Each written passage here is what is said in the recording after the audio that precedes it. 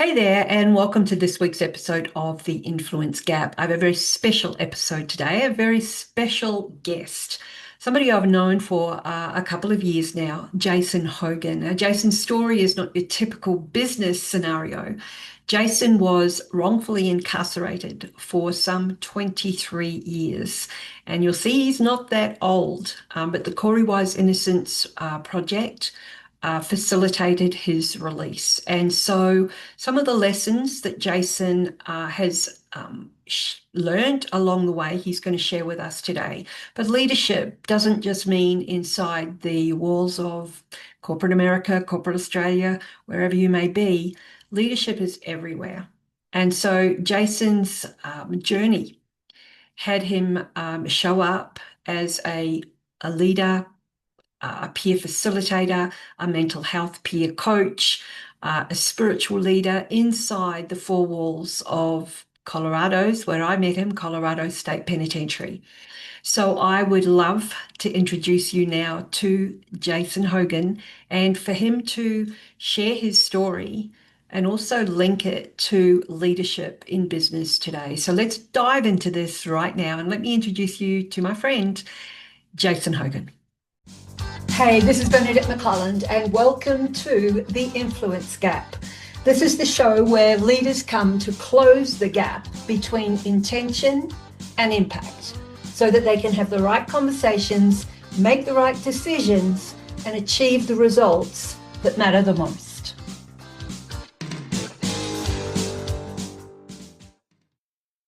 Jason Hogan, it is so awesome to have you on my show, The Influence Gap. So welcome. Oh, well, thank you for having me, Bernadette. It's always a pleasure to connect with you. Look, I tell you, I was trying to think when I did first meet you, and I think it was, I know I saw something on LinkedIn.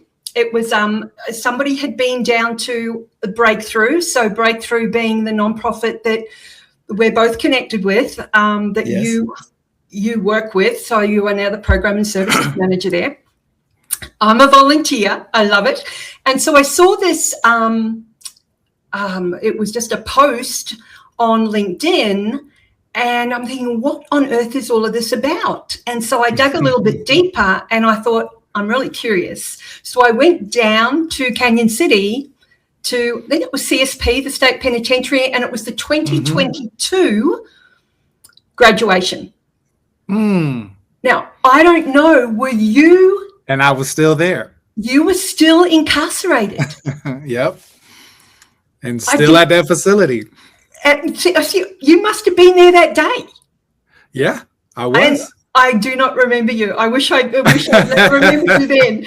But look, and I haven't stopped going back, as you know, for the past 3 years. So I love working with the guys behind the walls. So for today, understanding the fact that you were incarcerated incorrectly for 23 years, and you were freed by the Corey Wise Innocence Project. Yep. You are now back home with your family and have been since 2023. Yep. And now working for Breakthrough. Yeah. And so now you're part of the leadership team. And so what I want to do for the conversation today is I want to kind of like go beyond the headlines, if that makes sense. Go behind your story. It's a remarkable story, and I want to pull on it, some of the lessons, but around internal agency and the ability for all of us to be able to write our own story, to look at resilience, especially under pressure. Out there, everybody's under pressure, and also just self-leadership and how we can lead ourselves when everything outside of our control is kind of wrong. Right. Seems to be wrong. So I'd love to have that conversation with you today, Jason. All right, well, let's jump into it then. Let's jump into it. So first and foremost, the audience that are listening to this are leaders, there's revenue leaders, salespeople, sales professionals, business owners. And They are in a world of uncertainty. They are in a world of high scrutiny. Pipelines and numbers are not being met. There's decision making at really high stakes, and that's something I want to kind of pull on with you as well. And they're leading teams. And so I guess if we think about the fact that there is, it's a feeling that they have sometimes a feeling trapped. Yeah. Especially when it comes to, like quota or the market shifts and whatnot. When your physical agency, like literally your freedom, was taken away, how did you maintain internal ownership for your trajectory going forward? That is an excellent question. It's a really it's a layered question, honestly. Like there's a lot that would go into the response for that because prior to my incarceration, I certainly didn't make all of the best decisions before incarceration. But then I also, was wrongfully convicted of something that I didn't do as well. And so, but leading up to that conviction, like I was lost, like I didn't know who I was, and I didn't really have a sense of identity, and I really struggled with that part of my life. And so then I searched for validation in others. I searched for belonging and to fit in with others, and that really like guided my decision making at that point in my life, and ultimately put me in positions to compromise the values that I was taught, to compromise my own self agency, and my own instinct, and all for the sake of wanting to fit in and belong. I call it like the greatest sellout, right? The greatest sellout is to trade everything that makes you unique, that makes you you, all of your gifts and talents, just to be ordinary so that you can belong and be accepted and fit in with somebody else.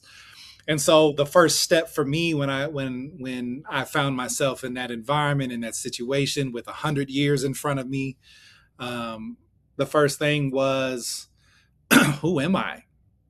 Who is Jason? What do I want to be? Who do I want to be? And before I could even answer that, I didn't even like me at the time. And so then I had to figure out what are those things about me that I just hate, because I hated so much about me. I hated the fact that I yearned for this belonging and acceptance and would do anything for it, that I couldn't say no to people. And so people used that and abused that, that I was a yes man or easily influenced or a follower, you could say. And so it was like I hated the way that I thought, the way that I talked, the way I allowed other people to think for me, the way that I allowed other people to guide me. So that was the first step, was identifying those things. And then I remember writing a list out. I literally wrote a list of all of the things that I hated about myself in the time. And then I was like challenging myself to find things that I did like. And I remember this list was so long of the things that I didn't like. I was like, it didn't even matter about the things that I did. And so what I started to do, I started to work on all of those things I didn't like about myself until I learned to love me and love the skin that I was in, right? Where I could stand on my own, that I could make my own decisions, that I didn't care what other people thought, that their opinions of me wasn't my business. It was all of these things that started going into that process. But it started with really taking an honest, objective look at myself in the mirror, which is so hard to do. Most people, it's like the biggest fear, right, is to face yourself with all honesty and transparency and objectivity. And so that's where I started, and I just worked down that list, and it took me some time to like get to that point where I absolutely loved myself. And as soon as I loved myself, then I became unwavering in everything that I did. So like, cause I knew who I was, I believed in myself at that point, and therefore I was like immovable at that point. I love that word, immovable. And so you said that it's really layered, and I totally appreciate that fact. Totally. Um, Speaking of timelines, from the moment that you were incarcerated, knowing full well that you were innocent, of that crime, what was the period? Because I mean, we talk about self-awareness and emotional intelligence and self-respect. We talk about that till the cows come home. And in a lot of cases, it's just words, and people aren't really embodying those words and making those words mean something inside them. So given the fact that you had no distractions, like there was no outside world for you to be distracted by, at what point or how far into your incarceration did you start to did it start to click for you that, hang on, I've grown up in these environments. I'm a product of my environment. I'm a product of my conditioning.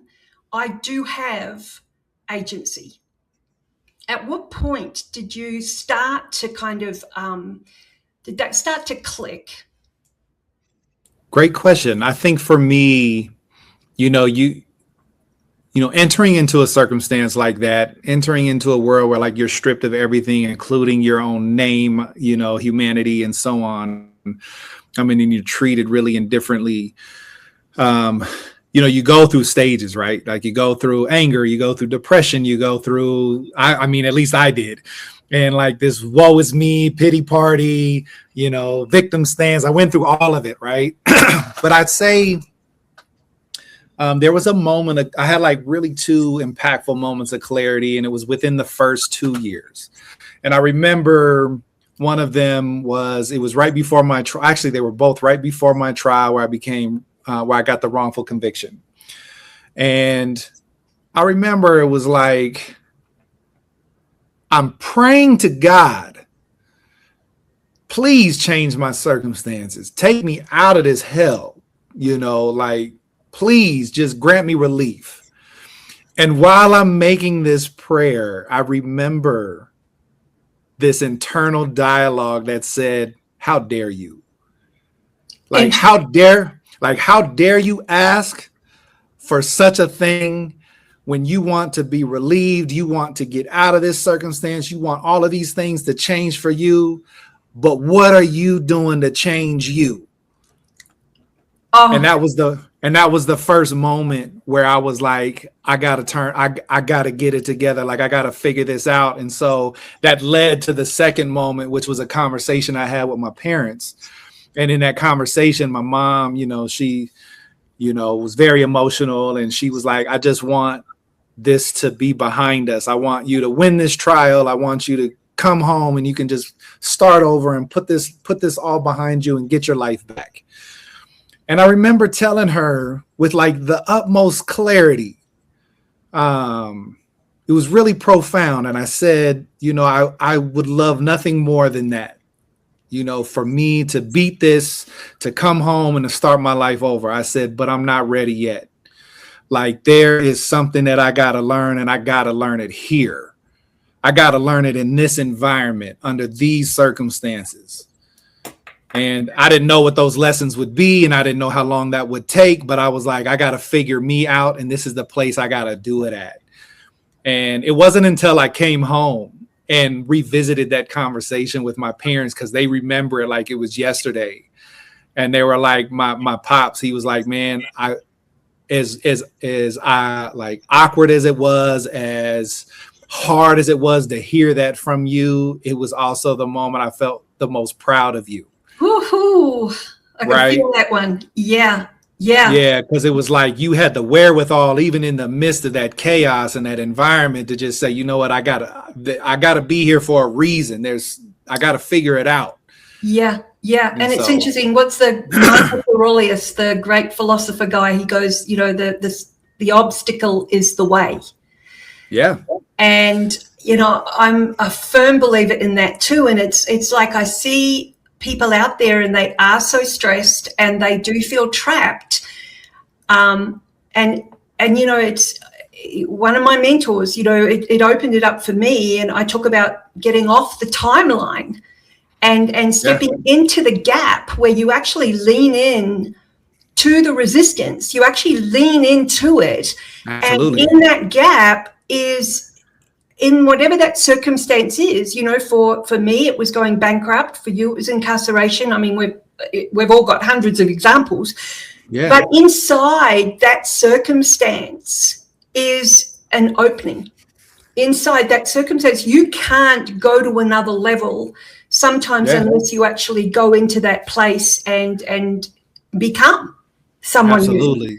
Absolutely. I'm such a firm believer in, adversity and challenge has a way of revealing yourself to yourself. Yeah. Yeah. And pulling out who you really are in those moments, because it's all about how we respond.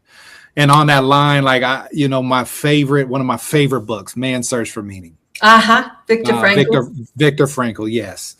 And he talks about giving your suffering meaning. And so it's like, if you're going through it, like, let it be for something. Yeah. Let it mean something. So do something with it. Do something with that hardship, that adversity, that challenge, that creates change.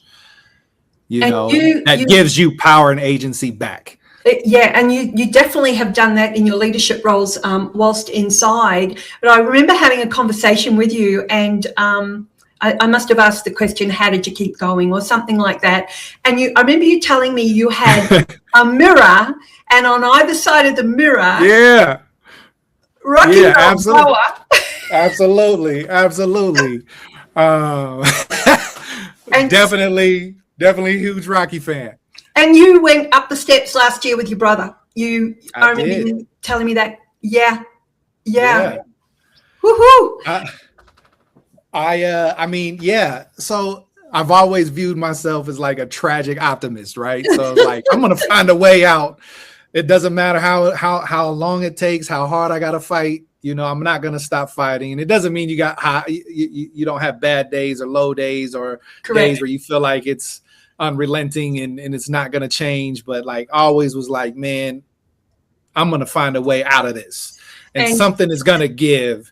And part of that was, I had on my wall in my cell, I had my mirror, which is a steel mirror, right? Yes. It's not a real mirror. It's a steel mirror that's polished. And on one side, I had a purpose statement. Yeah. And that was a statement that I said to myself every day. And when I'd get to those low points, reminding myself of what that purpose is, regardless of my circumstance.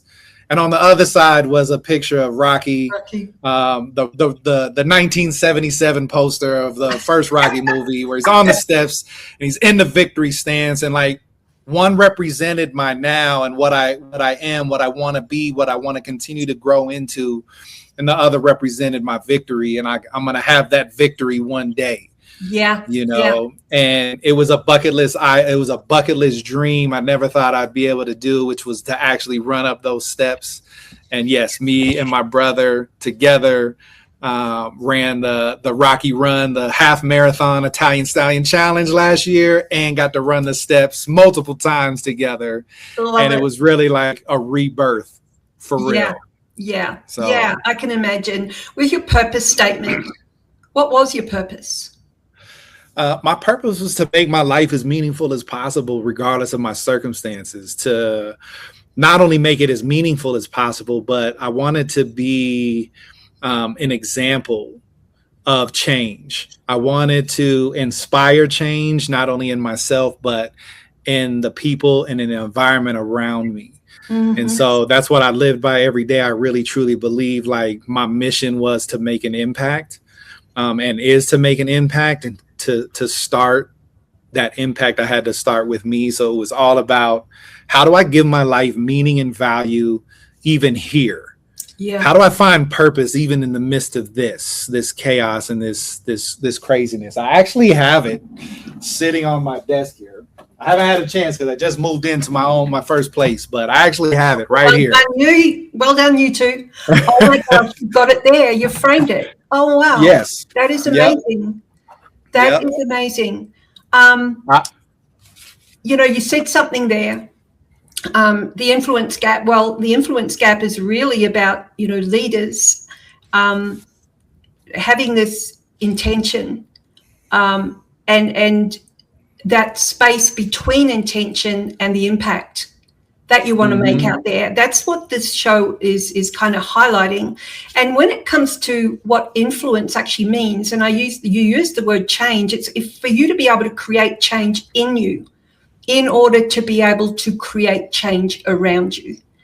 And Yeah. your role whilst incarcerated, which I wish I'd known you in that December,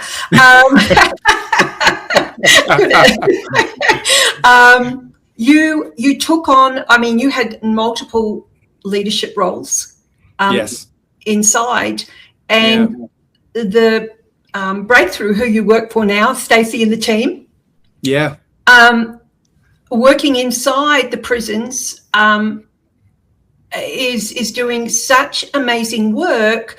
But what they're also, what who Breakthrough is also leaning on and leveraging are the peer facilitators Yeah. inside the prison. Now, you were a peer facilitator. You blitzed it for Breakthrough's entrepreneurial program. Yeah, for sure. Yeah, so that leadership role, what are the opportunities that you're given in such a confined, when I'm not saying space as far as room is concerned, but in confinement, for you to be able to become the kind of person that you want to become, knowing or assuming or wishing or just maybe manifesting your release? What are those Mm. opportunities? I Breakthroughs think, given the guys I one. mean, certainly breakthrough gave me an opportunity to work on their mission and expand it on the inside as a peer facilitator, and one of the first peer facilitators at that. But I think it really comes down to it's about creating those opportunities for yourself, right? Yeah. I think that's a big thing in just society altogether, is like people want handouts, people want opportunities to be given to them, and that's just not how things work. And it's like, if you have a dream, if you have aspirations and you have purpose, like, you have to go out and forge that, and you have to create those opportunities. And I think how I ended up in the leadership roles that I was in was, one, first, is walking your talk. Like, it was being the same and consistent every day. How I treat people, how I interacted with people was the way that I wanted to be treated and interacted with. And it didn't matter, how you were responded to. It just mattered how you continued to respond in spite of it. And so I kept that consistency. So it's walking your talk, it's educating yourself. So it's like, you can't create opportunities without continued growth and challenge, right? And so you have to continue to challenge yourself. So, I mean, that was a whole journey through education, through getting, several degrees, Yeah. through writing programs, and then finding along the way of going through those processes that, man, here's my gift. I didn't even know this was my gift. This is my gift right here, that I'm really good with people, and I Yeah. love to teach, and I love to uplift and encourage and inspire. You do. And Yeah. so it was like finding that along the way. But I think it really started with commitment and consistency. That's one of my favorite quotes. Without commitment, you'll never start. Without consistency, you'll never finish. Thank you, Denzel. Yeah. But I mean, that's so true. And I talk about like 4 principles that really connect with that. And that's commitment, consistency. It's really easy to say, this is what I want to do. It's really hard to stay with that thing. Yeah. Right. I agree. When it gets hard, right. When Yeah. it gets unwavering, when it gets relentless, like, how do you stay with that? So that's that consistency. Yeah. But planning and preparation are the other 2 pieces of that. Like, you have to write it down. You have to have a plan, and it has to be comprehensive and, well thought out. And then, what are your action steps to accomplish that plan, even when life is hitting you in?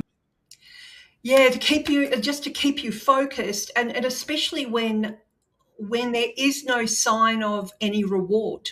Like when there's, Yeah. you just keep going, and I mean, this could be for salespeople, trying to get their foot in the door. It could be sales leaders or leaders with a team that's Yeah. just not performing. But I love what you came. If everybody, I think, thinks, okay, well, what is the purpose of why am I here? What's the meaning behind my role when things just go sideways? Decisions is something I speak a lot about. Like, I mean, I think, the decisions that we make, but it's not even the decisions that we make or leaders make. Sometimes you don't know what you don't know. And so I'm really curious, because the reality is out there today that leaders are having to make trade-offs under pressure, whether it's, what do we do with the funding? Do we put it here, or do we put it there? The short-term gain, long-term gain, all of these different decisions. Do we take the pragmatic path, or do we take the ideal path? And so why I'm curious about bringing decisions to the table in this conversation is because sometimes the options aren't perfect, but you still have to make a decision. And these decisions that are needing to be made, not being made, being made, are high stakes out there in the business world. So for this part of the conversation to kind of be relevant for you, and this will probably be a bit of an education for the listeners as well, is that you had a choice to make when it came to the Alford plea. Yeah, so I was, understanding all of that. In order for the Corey Wise Innocence Project to facilitate your release, you had a decision to make. Are you open to sharing that decision? Yeah, of course. With the listeners? Yeah, of course. So what happened to me? It was March of 23, which ironically, I was arrested March 7th of 2000. On March 7th of 2023, Oh God! I was presented with an offer from the district attorney's conviction review unit, who was working with the Corey Wise Innocence Project on my case. And the decision was, there was enough evidence that was discovered that was withheld during my trial that would have exonerated me. Since this evidence surfaced, the decision was, do we go for a new trial, which is what we were fighting for, and that trial could result in a complete exoneration and freedom. Before that happened, the district attorney came to the table and offered 23 years or 24 years time served, immediate release. But the condition was I would have to, like, all my charges would be dropped, but I would have to plead guilty to an unrelated charge for all of these things. I'd not only have to plead guilty, that I'd have to waive my right to appeal. I'd have to waive my right to wrongful conviction compensation. And so my attorney is relaying all of this to me. And she, I haven't said a word. She's just running down the offer that they made. And it was very silent for a moment after she completed it. And I remember I had like my head down on the phone, and she was like, "Jason, are you there?" And I was like, "Yeah." She was like, "What do you think of this offer?" She was like, and I said, "Honestly, I didn't hear anything else after you said immediate release." Yeah. And so I think that's the bittersweetness of it, right? Like, the district attorneys in the courts, they hold the leverage, right? They know that what you want the most is what they can offer, which is freedom. Yeah. And what are you willing to sacrifice or trade in to gain that freedom? And in this case, it was obviously compensation. I can't get those years back, but they could have monetized, some of that to make the transition a little better. But instead, they wanted me to plead guilty, which we refused to do. I didn't plead guilty to any additional charge. We did what is called an Alford plea, which is basically saying there could be some evidence that if we went to trial, I could still be found guilty. That's really just it's like a no contest plea is really what it comes down to. And Absolutely. So, yeah, it was just a bittersweet moment. Like when it came to actually signing the plea, it was a little more difficult than I thought, because it was like, dang, like I gotta still bend. I gotta Yeah. still give in. Like I Yeah. still can't get the justice that's deserved. But then I was like, you know what? It doesn't even matter, because I'm going to get Doesn't. out and I'm going to live my life. And Yeah. I'm going to do everything that I planned and said I was going to do. And that's exactly what's happened. And And then and some, like it's beyond expectation.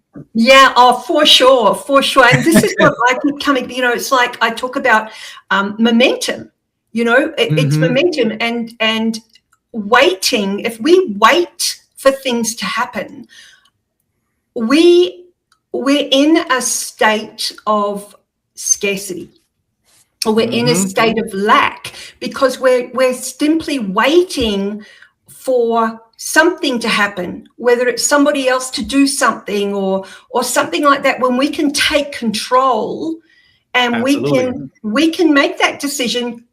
The trade-off, there's always going to be a trade-off somewhere. Yeah. And how can we diminish the gap quicker to where we want to get to? What's it going to take? And that's a decision. And at the end of the day, if you're going to be hanging on, that, what are people going to think or whatever, that's you living in the past. Yeah. And so, to move. It's silencing the noise. Yeah. So I think, and today out there in the marketplace, so many people are not making decisions. They're not making decisions because which one? It's too hard. So I'm just going to say, yeah, maybe, or I'm just not going to make a decision. But they're not getting to where they want to get to ultimately at all. So, how I even ended in this place. Like I have no family in the state of Colorado. I have no family here. I'm your neighbor. And so, yeah, well, I love that. I love that. But I mean, like going to the point of decisions, right? And like having to make decisions that, decisions that are right for you, right for your team or whatnot. So like all my family lives in different states and they all were pulling me like, come live with me. You can come live with me. You can come stay with me. And I was like, no to all of it right out of the gate. And I was like, you know what? I have built a network of opportunity here. Yeah. That I would have to rebuild if I went anywhere else. Yeah. And so, you know what? I'm going to take my chances on this opportunity and I'm going to choose me and believe in me. Yay. To make that decision. Love it. And, and then in addition to decision making, I remember a long time ago, I was placed in the hole, which is solitary confinement for some time. And it was, I didn't have anything to do with it, but I was in a position of leadership. I was in a position of leadership when that happened, and I was really green in the role. And, things started to unravel really quickly, and I couldn't hold on to it, and I couldn't resolve it fast enough, and therefore they locked me up. But what I learned about that experience, what I learned about myself, is I was still taking into too much consideration what other people think, what other people's opinions are. Will I be liked if I make this decision? Yeah. Will people respect me if I make the decision? And the fact was, because I did the maybe and I just took too long to act, I knew exactly what needed to be done, but was scared of making the decision. No one respects that. And so I made a resolution to myself in that moment. I said, you know what? I'm going to make the decisions moving forward. The best decision with the best, information that I have at my disposal. I'm going to make those decisions and I'm going to stand on those decisions, even if I'm on an island by myself. Mm-hmm. Because it's not a popularity contest. Now, great leaders we know don't always get it right, but they do make the right decisions, right? And so it's like, it's about making the right decisions. You may not always get it right as far as the outcome, but it's about taking everything into consideration and making that decision and then standing on that decision and not being wavering. Yep. Dying on what hill are you going to die on? That's exactly. Exactly. And, I think leaders will take so much from that, because at the end of the day, I was talking to somebody the other day, and one of the guys that I know, and we kind of were chatting about a whole heap of other stuff, and then it kind of drilled down, and he openly said, which would surprise me, he said, I'm worried, not worried, but it's in my head what other people are thinking about. It was actually about his book. And so it comes back to all of us. It's not imposter syndrome, it's comparison, it's whatever. Mm-hmm. And as human beings, as you said, we all come to the table with our own gifts and our own lived experiences, and there is value in whatever it is we choose to bring to the table. And I think it comes back to that choice. Look, I could keep talking to you forever. Yeah, likewise. I know that you're yes, you are a program and services manager at Breakthrough. You're also a speaker. You have. Well, I'm the director now, actually. I thought when I was there with women last time. Stacey said that you are now director, because Breakthrough it's a small but mighty team, but it's getting bigger and mightier. Yes, it is. Well, congratulations on that. And what I want to do is just a little bit on Breakthrough.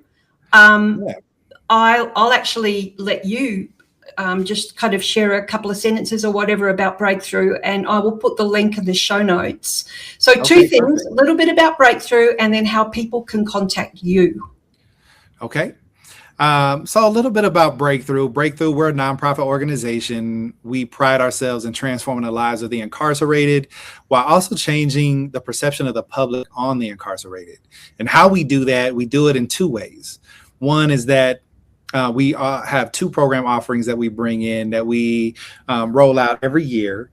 One is called The Challenge. It's a 32-week course. We cover durable soft skills. We cover career readiness, and then the entrepreneurial mindset.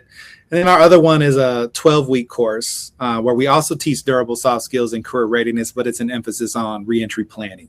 It's really designed for those that can't take the 32 weeks because they're getting ready to release, and we want them to release with the best success options and opportunities that they can.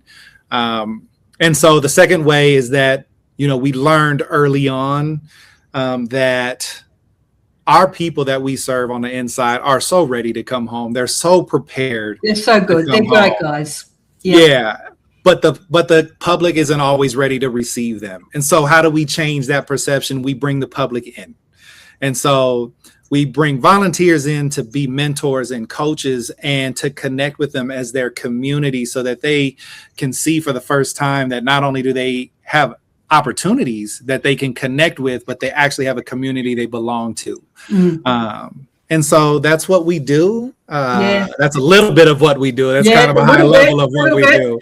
But as a volunteer for 3 years, anybody in Colorado reach out to either myself or Jason, or straight through to Breakthrough. I love it. It's just given me, the hashtag second chances.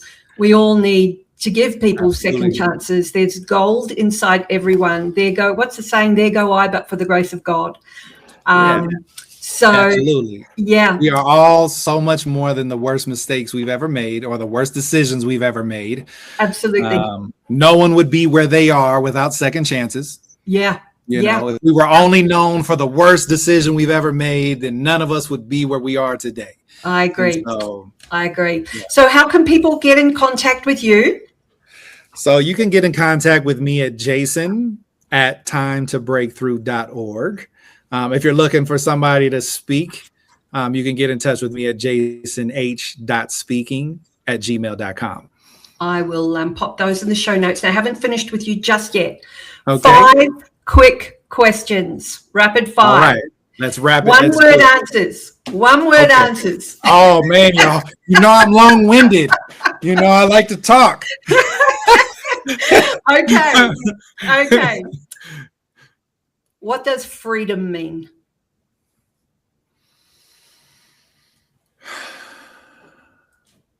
What does freedom mean?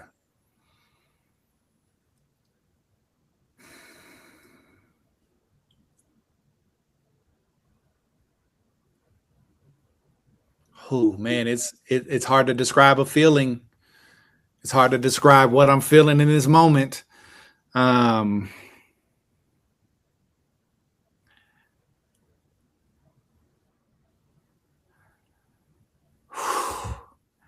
Man, you got me hard to breathe over here with that one. What does freedom mean? Because I want to say freedom. It means absolute freedom. That's exactly. It's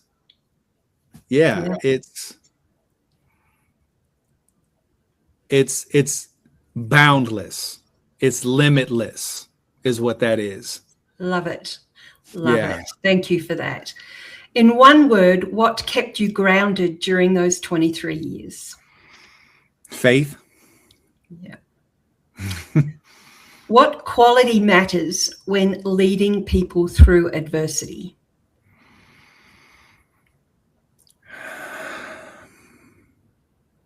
Resolve. Influence. A revenue leader of influence is a what leader?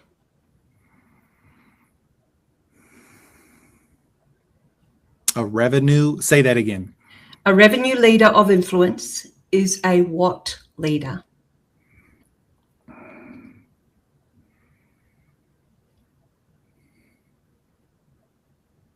Innovative. And lastly, in one word, what defines your life today? Freedom.